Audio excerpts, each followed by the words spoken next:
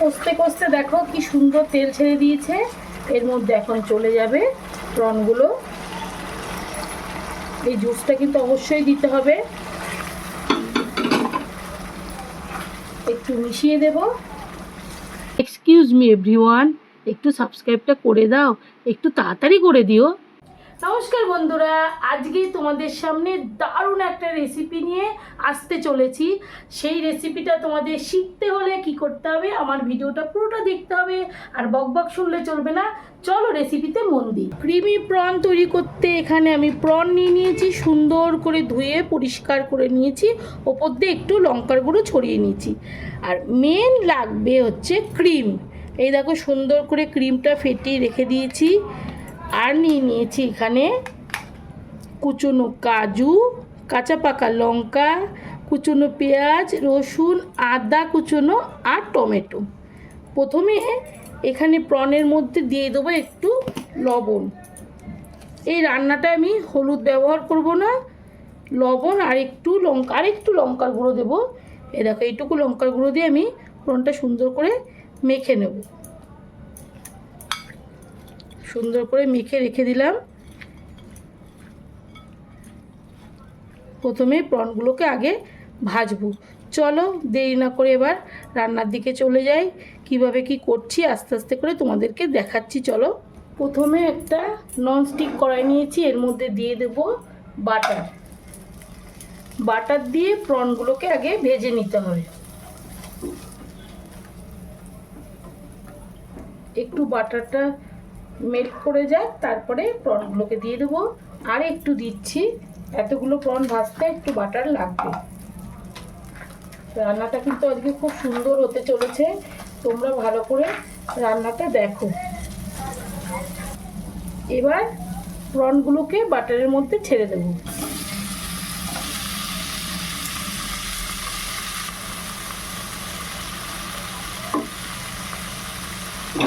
ভালো করে ভেজে নেব।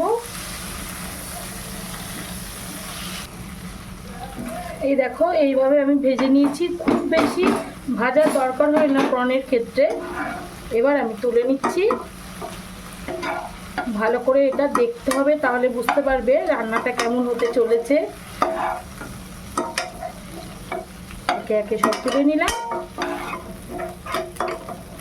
এবার এই যে বাটারটা রয়েছে, এই বাটারের মধ্যে এবার দিয়ে দেবো আমি একটু রিফাইন অয়েল।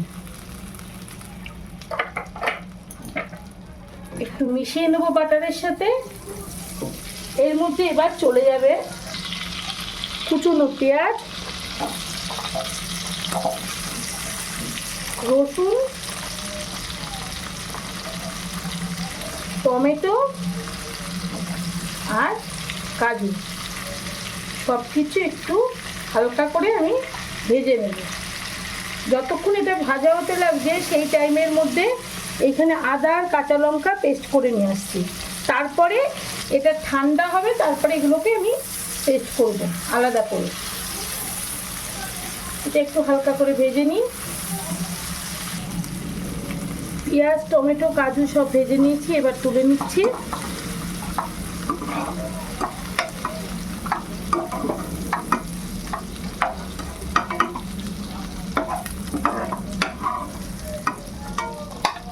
এই তেলের মধ্যে দিয়ে দেবো একটা তেজপাতা।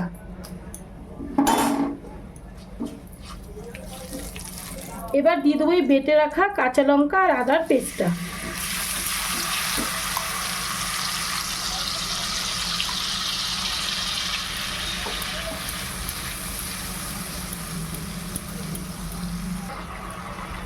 একটু দেব লবণ, দিয়ে ভালো করে এখন একটু মশলাটা একটু কষিয়ে নেব। তারপরে আমি বাকিটা দিয়ে দেব। এরপরে দিয়ে দেব এখানে কাজু, টমেটো সমস্ত কিছু পেস্ট করে রেখেছি, সেটা দিয়ে দেব। রান্নাটা কিন্তু খুবই কম সময়ের মধ্যে হয়ে যাবে। দিয়ে ভালো করে এখন মশলাটা কষাতে হবে যতক্ষণ না তেলটা ছাড়ছে। এর মধ্যে এখন একটুখানি সামান্য একটু দিয়ে দেবো চিনি। এই দেখো হাতে করে দিলাম, এইটুকু চিনি দিচ্ছি। যাতে টেস্টটা খুব ভালো হয়। কষতে কষতে দেখো কি সুন্দর তেল ছেড়ে দিয়েছে। এর মধ্যে এখন চলে যাবে প্রনগুলো। এই জুসটা কিন্তু অবশ্যই দিতে হবে। একটু মিশিয়ে দেব। এবার দিতে হবে এই ক্রিমটা।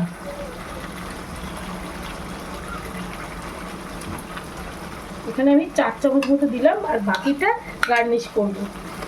দেখো কত সুন্দর দেখতে হয়েছে, একটা শাহি শাহি লুক এসছে রান্নাটা দিয়ে। আর কিন্তু একদম আর কিছুই দেবো না, শুধু লাস্টে একটু যাবে একটু সামান্য একটু ঘি আর একটু গরম মশলা দিয়ে আমি ঢাকনাটা বন্ধ করে দেব। পুরো রান্নাটা কিন্তু শেষ। দেখো কত সুন্দর দেখতে লাগছে রান্নাটা। দিয়ে দিচ্ছি একটু গরম মশলা, যেটা না দিলে একেবারেই চলবে না।